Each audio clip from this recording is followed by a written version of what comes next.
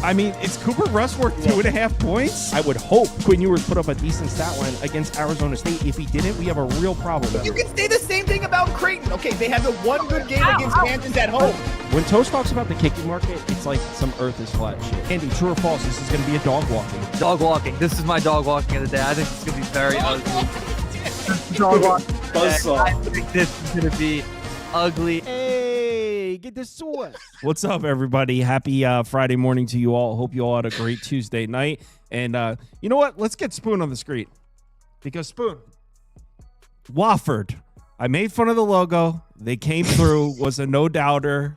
Started my day off right. Plus 106 money line. Want to give you extend my thanks for that Wofford pick.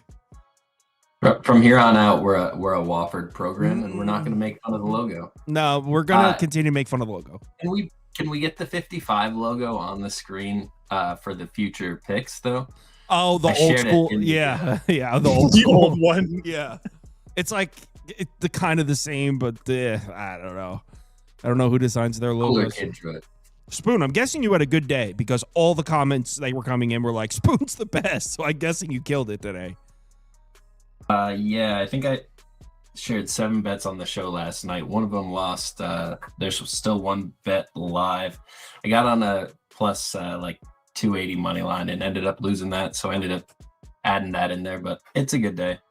Good to hear. I had a good one as well. Still sweating UC Irvine. Actually, all three of us are. We all did that. But my favorite NBA pick hit, which was the Kings, which put me a little bit up in the NBA, and then I tailed you guys on a couple that won also for college basketball. So yeah, nice little Thursday night. I had a shit day, as normal. Those were winning this last one. I doubt it. I bet Hawaii live on money line. We won last time with UCLA. It's fine.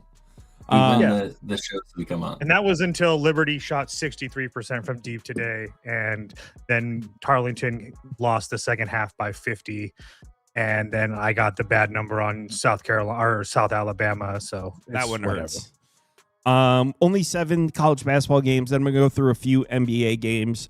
I actually got, for those of you that are looking to bet some UFC, just recorded a UFC segment with Teller. I don't know if you guys remember him. Good MMA guy. He comes on my show sporadically. Just recorded that. So after we're done with this, I'm going to edit that and upload it. I might just...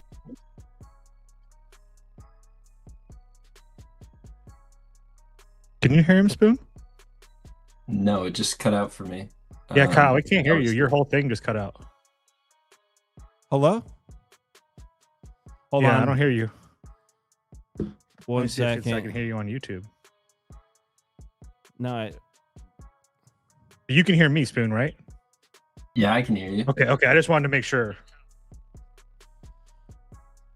Hold on. Hey, guy, it's on my show sporadically. Just recorded that.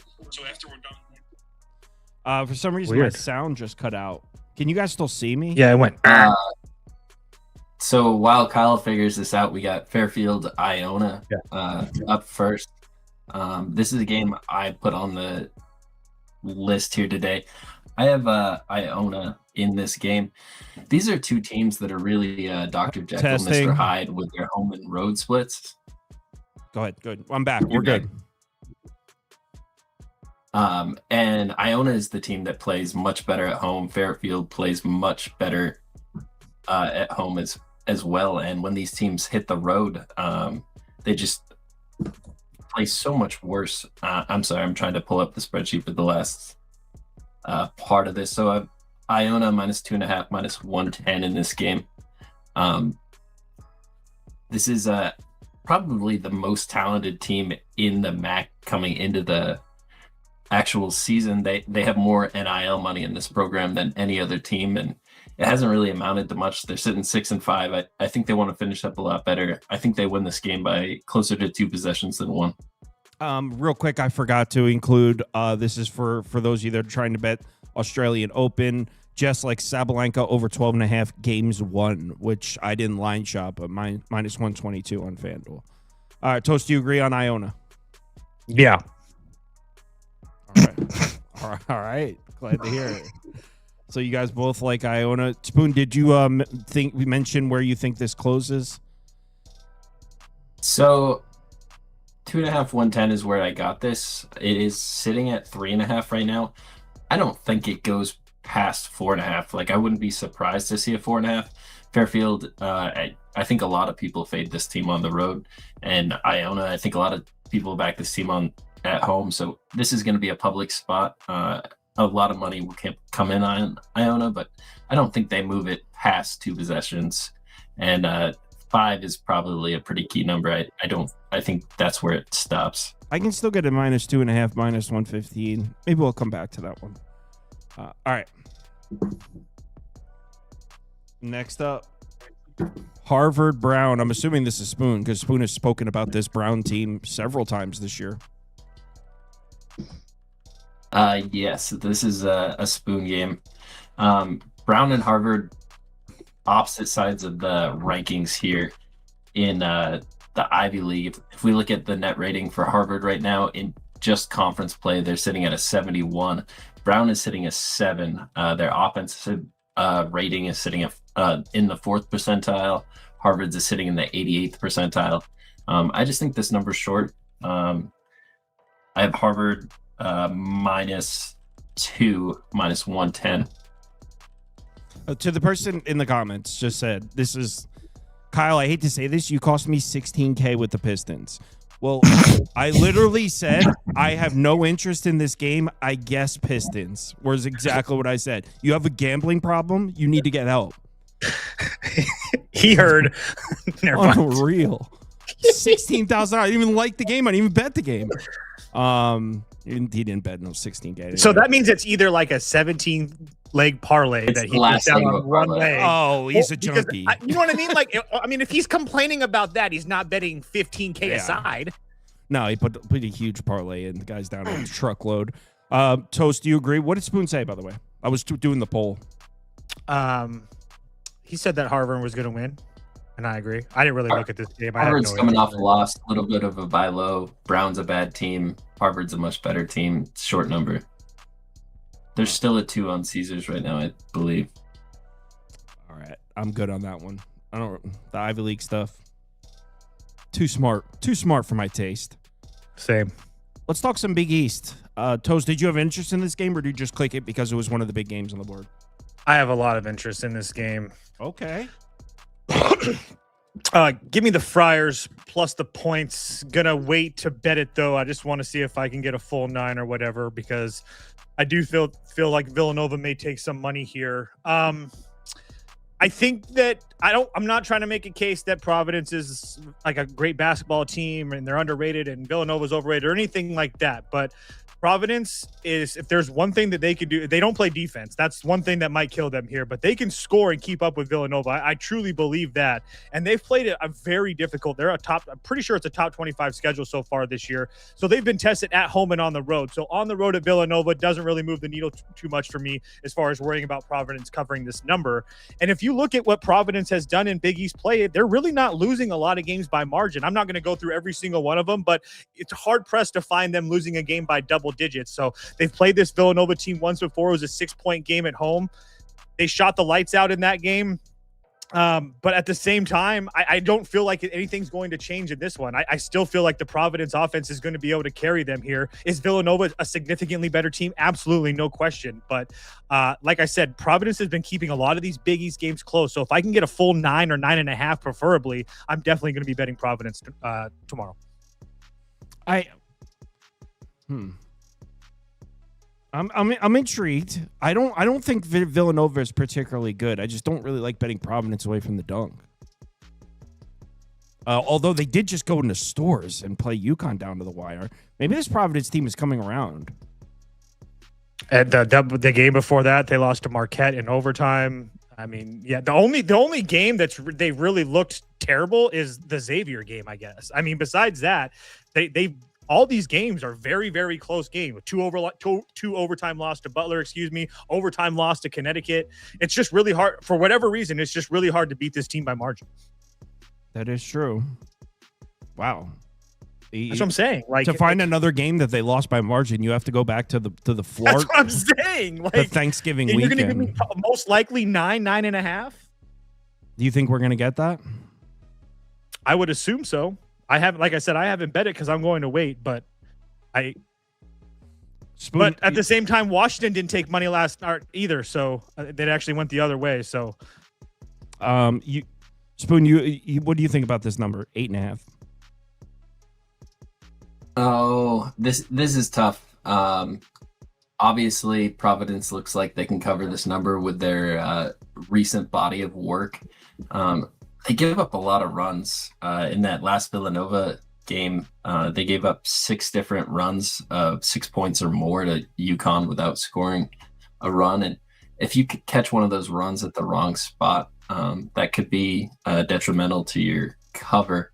I think Villanova has the offense capable of going runs on a bad defense like what Providence has. And like you mentioned, Providence is on the road here in this situation, not where we necessarily trust them. And they just showed up on the road. So they just showed up when we didn't expect them to. Do I expect them to do the same thing again? Not really. I just can't get there with Villanova at this point. If Providence takes enough money and we can get this under a full 2 possessions, then I would get to Villanova. But right here in this number, it's a dead zone for me. I'll put Providence up. I wrote it down as a possible. If I get 9, I fire, just for everybody that knows. All right. Why does it drop us down? All right. Dayton, St. Louis. I got to say, I watched pretty much the entire St. Louis George Washington game because George Washington was my biggest bet of the day. I had the plus 11.5 or whatever and the money line. And obviously the money line fell just short. They covered, but St. Louis hit a 3 to win at the end. That guard they got, he's a little guy with headband, long hair. He just doesn't miss. He single-handedly won that game for them. But I got to say, George Washington was getting inside. They were getting to the rim. I don't know. Is the way you guys are talking about the way you guys talking about Green, the Green kid? Yeah, Trey Green. Okay. Yeah, I think it is Trey Green. Yeah, he's short, dreads with a headband, and he shoots like moonshots. His jump shot's very high arcing, and he just couldn't miss. He's the only reason they didn't lose that game. Dayton went to overtime in their last one. What you guys were talking about last time, you were talking about how it's a sell high for St. Louis against George Washington, which was right. I mean, George Washington probably should have won the game. Doesn't seem like it really affected St. Louis's stock and market at all, laying 11.5 here. Is George, where would you guys, all right, give me a feel here. George Washington versus Dayton on a neutral. What would the line be so I can get an idea there? George Washington versus Dayton on a neutral. George Washington minus 4.5. Really? Wait, George Washington. Now you're messing with my head. I'm curious to see what Spoon says. St. Louis just played George Washington. Right. So I'm trying to get a feel how. I'm sorry. Where is Dayton George in Washington relation? Minus 3.5. Excuse me. Against Dayton on a neutral, George Washington. They're 3.5 points better than Dayton. Spoon probably has a better answer than I. But that's what I would say. 3.5. I think Ken Palm makes it 4 or 5 or something like that. Then why is this still 11.5? But that's not on a neutral. That's on. But whatever. But go ahead, Spoon. So George Washington has one of those offenses that can open stuff up. I don't know. Yeah, probably right around that 4 or 5. So what do you think about this game, Spoon? I added this one on you guys, by the way. Neither of you guys selected this game. I don't have a lot of faith in this Dayton program at this point. In that last game, they just got upset by Rhode Island in their last outing. I think Toast was on Rhode Island in that game. It went to overtime. Rhode Island's a much worse team than what St. Louis is. They're off back-to-back losses before that to LaSalle and St. Joseph's. LaSalle is really bad this year. I think St. Louis can open this game up to whatever number they choose. If you're saying George Washington's a full possession or more better than Dayton, then I think easily, then I think St. Louis is the pick here. So, like, on a neutral is what makes it tough there, but it's probably between 1 possession and 2 possessions, and it's closer to 2 possessions. I didn't realize that. I thought Dayton and George Washington were closer. But if you're telling me George Washington is definitely better and would be laying 3 or more, then yeah. If that's the case, then St. Louis got downgraded in market since the George Washington game because they were laying this exact number to George Washington. Yeah, it would only be St. Louis for me. I don't think Dayton is good. That's why I was on Rhode Island the other day. So it would only be I have no interest betting. St. Louis is like Miami of Ohio. Everybody's in love with this team. So I have zero interest in betting. I kind of want to take them. I don't think. I think they. But everyone who's in love with St. Louis just lost. Man, people that follow the trends like that, they'll bail quick. Man, they're chasing the dragon. They're chasing the dragon. Oh, here we go. Izzo. So we're the market's got Michigan 3.5 points better than Michigan State on a neutral, huh? Yeah, I guess. I mean, actually, yeah. That'd be When's the last time Michigan covered a number? Who was president the last time the Michigan Wolverines covered the spread? Who was president the last time the Michigan Wolverines won in the Breslin Center? Ooh. Was it Trump's first term or Obama? Are we talking years? I'm asking you. So is it years? Are we talking? No, I gotta check on this. I think I know. I want to say it's 18 or 17. 17 years? No, 2017. Oh, I was about to say. All right, I'll look it up right here. Somebody put Teddy Roosevelt. Rough Riders. Wait, that's not Teddy. Is that Teddy? I think that is Teddy Roosevelt. Rough Riders. All right, I'm ready. So I'm college basketball team equals. Oh, college basketball, they have weird abbreviations. So I'm going to get the answer to that. Do you think the line is justified here, Spoon? I think Michigan State should never be catching points in the Breslin Center to Michigan. Under Izzo, they are 22-5. I think 3 of those losses came in the first couple of years of Izzo's term. It's been since 2018, I believe, since the last time Michigan walked into the Breslin Center and won. And Michigan's been ranked very high in the country many times in Izzo's term, and it's never been a huge thing. I think if you're a Michigan fan and you're looking at this game, this is the game you're most worried about, looking at the rest of your schedule. This is just such a tough game every single year. The Duke game is huge. You also have to go into Mackey, but the Michigan fans I know that are big basketball fans, this is the one they have circled, and this is the one they're worried about. I think Izzo finds a way to get this team up. I think there's a lot of ways too. So Michigan has a big guy named Mara down low, 7'3", and what Michigan State does is they have a great front court. They can attack Mara with those two, and then they have guards that drive at the basket constantly. I think we're going to find Mara in foul trouble. It's happened 3 or 4 times to him already this season, and that forces Morez Johnson to play more minutes. And I think this is going to be a big issue inside, and I think if Michigan State's going to win this game, they're going to have to dominate inside. They have the ability to hit shots at times, this Michigan State team, and I think they can win this game without hitting shots, but I think they have that in their pocket, and I really like the front court for Michigan State as well. Here in the Breslin, getting plus 102 money line with Michigan State, I'm not going to pass it up. I know Michigan's a really good team. And talking about adjusting lines, like Michigan State played Nebraska in Nebraska. I played a money line at a price, it would have been under 120 if I played it. And then we're talking about Nebraska just played Michigan. It was a 10-point spread. And now Michigan plays Michigan State, and it's a pick 'em. This is clearly a ton of respect to Michigan State. If you're just going off line value alone, you would take Michigan here, but on the road in the Breslin, 22-5 under Izzo's tenure, I'm not going up against it. If Michigan wins this game, so be it. They'll have to play a really good game. Dusty May hasn't gotten one over yet on Izzo, and I don't think today's the day. Interesting. I know sports scientist Jacob is also on Sparty. Oh, and if you break down these two teams just into their in-conference numbers, Michigan State is the better team across the board. Net rating, offensive rating, defensive rating, effective field goal percentage, offensive rebounding.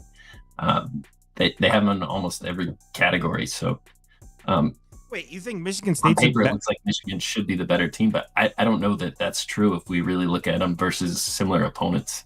Well, let's see who Michigan has played so far in Big Ten play. Let's just take a look here. I got it written down. Rutgers 15th, Maryland 16th, USC 11th, Penn 18th, Washington 13th, Oregon 17th, Indiana 10th, Ohio State 8th, Nebraska 4th. They've played some bottom feeders, that's for sure. I know that. You're on Sparty too? Unfortunately, yeah. But yeah, I think no dark cloud. We're getting rid of the dark cloud. Yeah, we've tried that for years, buddy. Like I said, you're new here. You'll learn. But for me, it's obviously we have a Michigan team that we know that can be very high, have very high highs and very low lows, and they've been doing that, and that shows out in whatever metrics that you want to use, whether it be Haslam or Evan Mia or Bartovic. Like I said, the highs are highs and the lows are lows, and I'm not saying that Michigan State's played some better schedule than them. I mean, the Big Ten is the Big Ten. It is what it is. But my point to that is that I do think that if there's one thing that you're going to need to beat Michigan is you're going to need a team that's very, very good defensively. That's check. You need a team that's going to be able to take the air out of the ball. Check.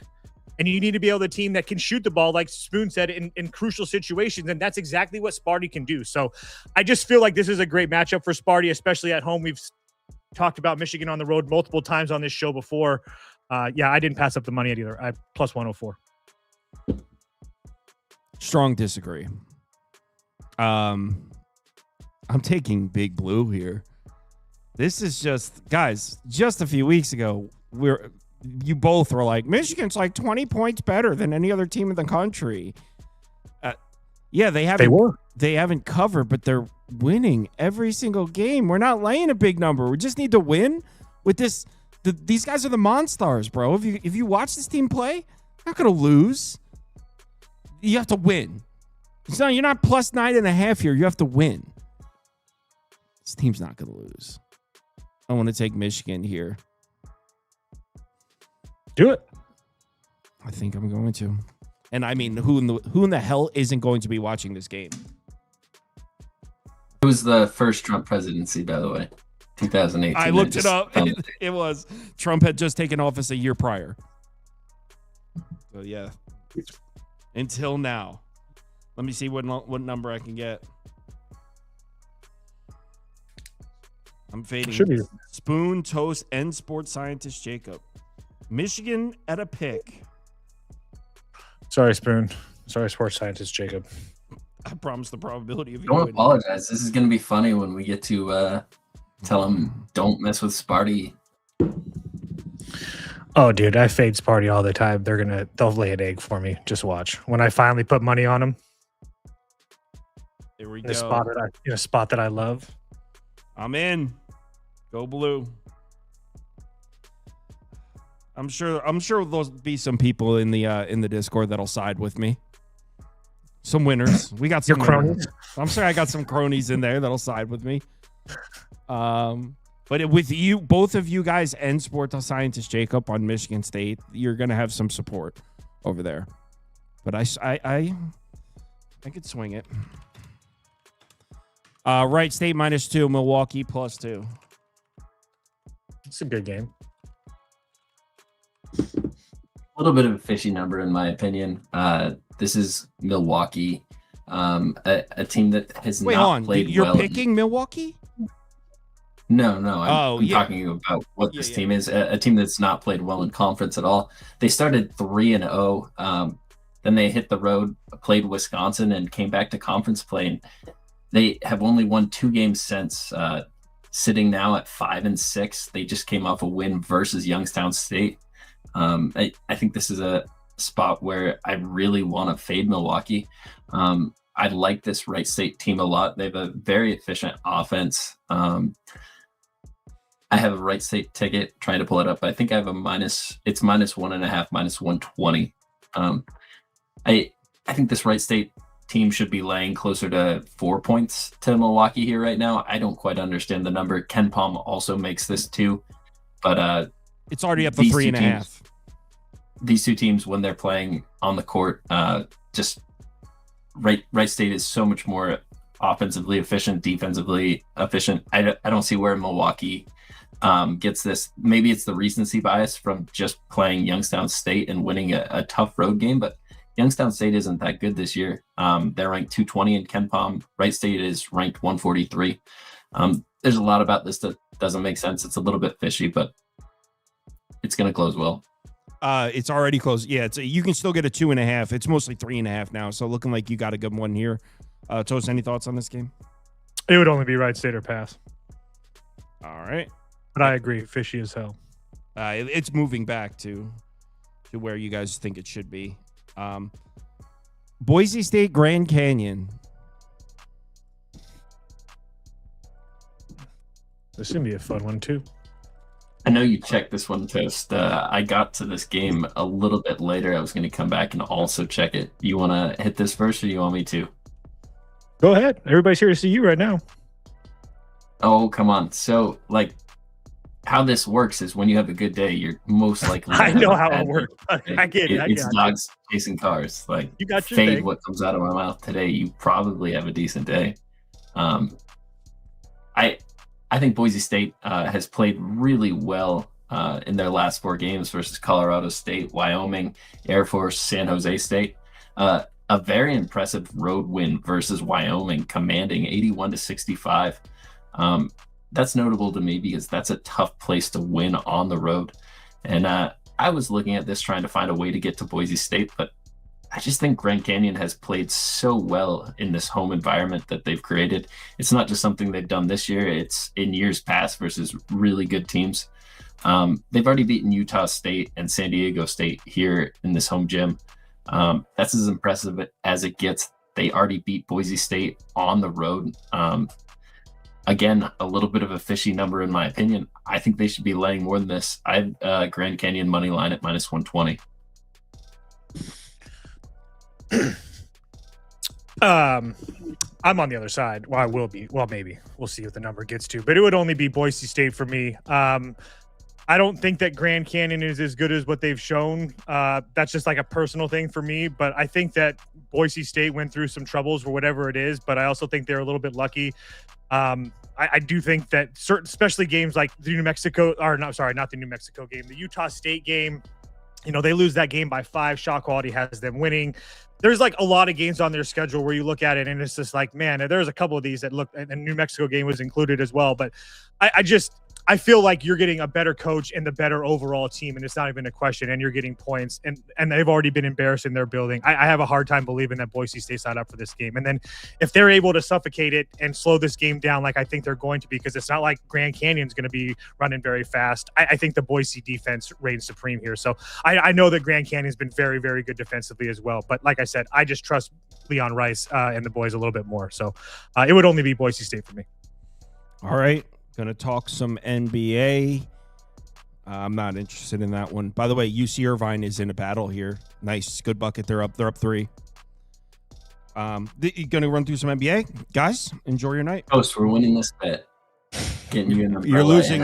I'm good either way. I have them -106 and Hawaii +145. I'm good either way. Yeah, you're gonna lose Michigan State though. Sorry to say. Yeah. All right. Good luck with that. Have a good night, guys. All right. I'm only going through a few of the games. I only bet one. It's on the wrong side of some late injury updates, which when you bet in the NBA, when you bet back-to-backs, that's a risk you take. So you need to be aware of that. So when you bet a team that's on a back-to-back, or you bet a game that has a team in it that's on a back-to-back, you have to know that that's a possibility. And that's what we have right here. The Washington Wizards coming off a win. On the season, they haven't gotten one yet. They're 0-7 on the second leg of back-to-backs, 3-4 against the spread. Obviously, we know the Wizards are a questionable defense, to say the least. The offense is pretty questionable as well. Lakers have handled their business against bad defenses. They're 8-2 in their last 10 games against below-average defenses. Offensive rating up close to 122. So when the Lakers play bad defenses, they tend to have a very successful game offensively, which makes logical sense. And how do the Wizards do when they play good offenses? Ready? This is offenses with an offensive rating above 115. So this would be borderline top 10, top 12 offenses. Well, they've lost 15 in a row. 0-15, a 125-2 defensive rating is laugh out loud terrible. Not to mention Alex Sarr dealing with an illness. He played tonight. Does he play on a back-to-back? Now, he's not injured. He's dealing with an illness, but who knows? So Alex Sarr, that's their 7'1" center, rim protector. If he doesn't play, this horrible defense would be even worse. I forgot to put a poll up. Sorry about that. Oh, wow. This is 8.5 now? Damn. Whatever. I'll put the poll up at 7.5. Now, the situation here on this one would be the Lakers injury report. In their last game against Cleveland, they lost. Both Luka and LeBron got banged up in that game. Now, both returned and finished the game. And, in fact, I don't even think LeBron's on the injury report right now. So it looks like LeBron's good to go. Luka Doncic is listed as questionable. He actually fell off the elevated court in Cleveland, and there were some people talking about that, of why that exists. Yeah, it's not the best idea, you wouldn't think, logically. Luka Doncic is questionable. Austin Reeves might be back for the Lakers, which would be huge. So I don't see any reason the Lakers can't do whatever they want offensively in this game, even if Luka Doncic doesn't play, honestly. Even if Luka Doncic and Austin Reeves don't play. I would imagine the Lakers are scoring points against the Wizards defense on a back-to-back, possibly no Alex Sarr. Just a matter of whether or not you trust the Lakers defensively. It would only be Lakers here, but this isn't one I was interested in. It's up at 8.5 now. I'll put a Lakers up. Maybe an over. Lakers are over, I suppose. Where the hell is... And I don't even have a Lakers graphic here. Of course not. Anyway. Raptors Magic. So I took Orlando in this one just to pick them. Money line.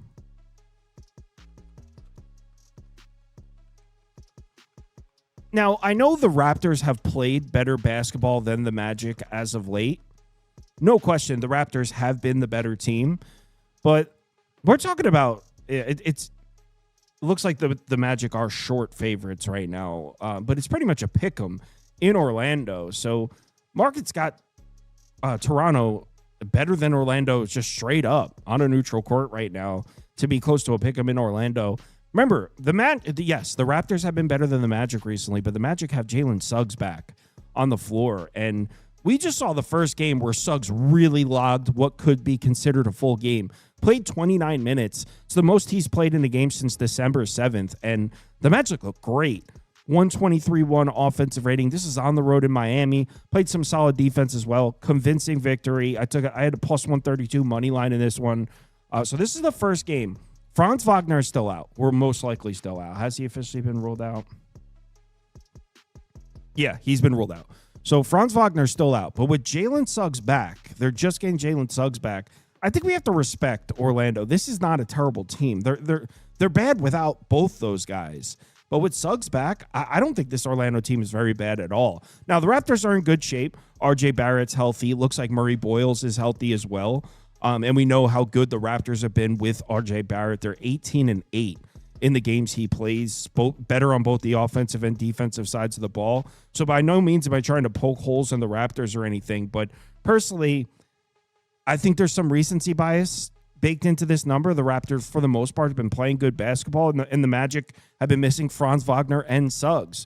With Suggs back right now, I'm not sure if I'm willing to just sit here and pound the table and say the Raptors are the better team. I'm not sure about that. And at Orlando, I'm getting the home team at a pick 'em. Yeah, I took a Orlando money line in this one. This isn't a monster better. I make the game Orlando -2 is actually what I wrote here. So at a pick 'em, I thought it was a good bet. God, I had no graphics for anything. I'll write it on the screen because I actually bet this one.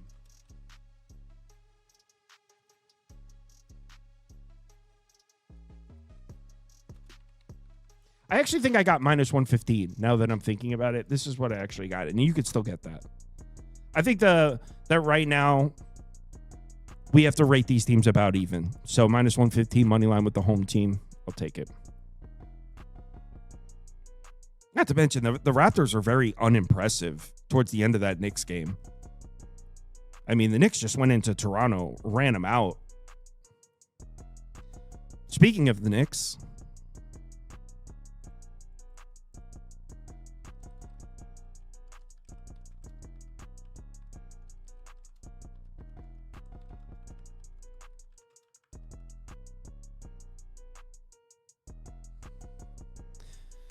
all right.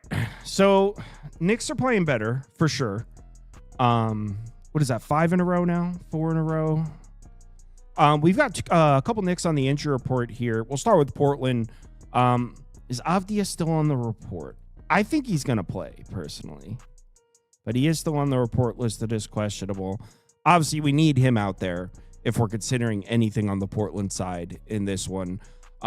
New York's got Josh Hart and Deuce McBride, both listed as questionable. So a couple question marks on both sides in this one. I think the biggest question mark is right here. Do we trust this?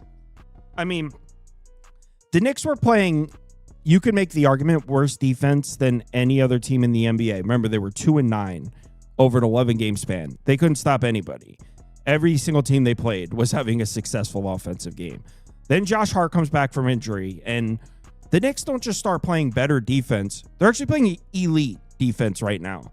A 105.4 defensive rating. That would be the best defense in the NBA by far in the last 9 games since Josh Hart is back. In fact, if you take a look, last 5 games, the Knicks are first in defensive efficiency. The best defense in the NBA in the last 5 games, the third best in the last 10. Now, against who? They played Dallas, certainly not a great offense. Brooklyn, Philadelphia, that's a solid opponent. Sacramento, Toronto. So it's not like they've been through the gauntlet. So I guess that's the question. We'll go back to this graphic, is how seriously do we take this? Are we now pricing the Knicks out as a good defense? They're playing great defense. We're talking about 8-9 games now where the Knicks defense looks great. It's not the strongest competition, though. So I think that's the biggest question mark here is, have we seen enough where we're trusting this Knicks team defensively? If Avdija plays, Portland's offense is significantly better, obviously. He didn't need me to tell you that. If he doesn't play, they're terrible. Now, this Portland team was red hot. They've lost 3 in a row. 2 of those games were without Avdija, though. Avdija did just come back. They lost to the Wizards with him. So, I don't know. That magic that Portland had might be gone. The thing is, Portland runs a fast pace, and we've seen a very specific type of game when the Knicks play a fast-paced team. Very specific type of game. They win but don't cover. Their last 10 games against fast-paced teams, they're 7-3, just 2-8 against the spread. So Portland, even though I don't really trust their offense, you would imagine if Avdija plays, I do think he's going to play. In Madison Square Garden, you tend to see people show up with their best fastball in New York City. The way these games usually go when the Knicks play a fast-paced team, pretty back-and-forth game, and then Brunson takes the ball in the final 2 minutes, they clamp up, and they find a way to win. So I guess I would go Portland or over here if I was forced to do something with this game. Portland or over. I'll just put over up. The problem with taking over is the Knicks defense has been awesome. I just lost an over on a Knicks game recently, and the Knicks did their part. They held Brooklyn to like 65 points. So what are we even doing here? Like, do the Knicks have a good defense now? I'll put over up. I'm not really sure.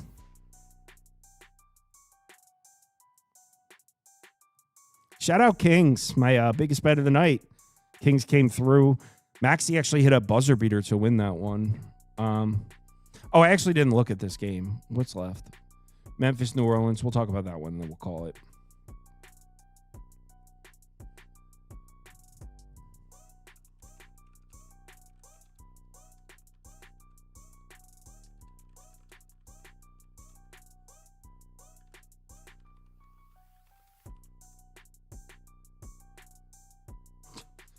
Someone says 16K on the over.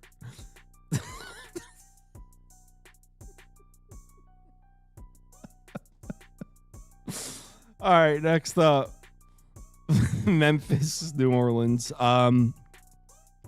So two teams that are kind of in opposite positions right now. And what I mean by that, Santi Aldama's out for Memphis. So you can add him to the list of Grizzlies that aren't playing right now. And that list includes Ja Morant, Zach Edey, Brandon Clark, and now Santi Aldama. And Edey, Clark, Aldama, I mean, that's three of their top four guys when it comes to the front court. So it's pretty much Jaren Jackson by himself when it comes to active bigs for this Memphis team. And Pelicans, by the way, complete opposite. This team's completely healthy. Jose Alvarado is now back. Herb Jones is now back. So this is the healthiest the Pelicans have been all year. And what do you know? Shocker. Herb Jones comes back and the Pelicans start playing some defense. We've talked about this, the on and off splits with Herb Jones this year. This is a completely different Pelicans team when he's on the floor. He changes them from the worst defense in the NBA to about an average defense, slightly below average, but it's completely different. You can see here, the Pelicans are 16-9 against the spread in games that Herb Jones plays. So if you've been blindly betting the Pelicans every time Herb Jones plays, you're doing well this year. The Pelicans show up defensively. They're a much more competitive team when he plays. And Herb Jones came back 3 games ago. What do you know? 3-0 against the spread. They won 2 of those games. The only game they lost was at Oklahoma City, where they still covered. 2 teams just trending in opposite directions. I agree with the line. I know when you first glance at it, it seems crazy to see the Pelicans favored over Memphis, but the way these 2 teams are playing right now, I think we've seen enough to flat out say New Orleans is the better team. So in New Orleans, yeah, 2.5 is going to be about right. I honestly, I probably would make it 3. So I guess I would lean towards the Pelican side. I think this number's about right at 2.5, so I wouldn't bet it here. But I think I'd personally make it 3. So there might be a little bit of something left there on the New Orleans side. If you're looking to place a bet on this one, I would go Pelicans. I wouldn't take 3.5 though. This says 3.5 because that's what Pinnacle has. If you're betting this one, go find a 2.5. But I'm not. The only one I have is Orlando. Yeah, I was having trouble finding things I'm interested in tomorrow. Yeah, thanks everyone for watching. It was a good Thursday night. A couple good nights in a row for me. Hopefully that continues. Although tomorrow doesn't really seem. I think I'm only going to have 2 or 3 bets tomorrow. Gear up for Saturday. College basketball Saturday's been good to me. Hopefully that continues. Yeah, thanks everyone for watching. I'll have the betting league stuff. Oh, actually, I can bring that up on the screen now.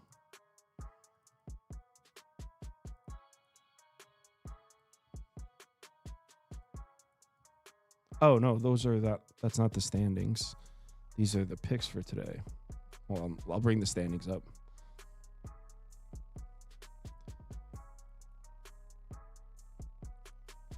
So, actually, I thought I was going to take the lead yesterday, but LV Poker swept the board yesterday, so I didn't gain any ground on them. El Wicho's got a commanding lead in the faked Rolex division. LV Poker, it's got a 3-unit lead on me in the COVID division. Kind of a tight race in East Flank. Carl Bellamy, McCollin, and B Nasty. Charles Selman up there as well. Shock's got a pretty good lead in Gab's Basement. Tinker's right there. Taylor Made. In the Trey Young division, Mad Villain, 2-unit lead over DFS Junkie. And then your boy Zach has a 3.2-unit lead in March Sadness. So yeah, I'll have that's not updated as of tonight. So I'll have the updated standings. Give me like 15 minutes. Everyone, thanks a lot for watching. See you all tomorrow. I'm going to upload. I'm just going to upload the UFC video tonight. It's probably going to be late. You'll see it in the morning. And then tomorrow we'll do a big video for college basketball Saturday. So cool.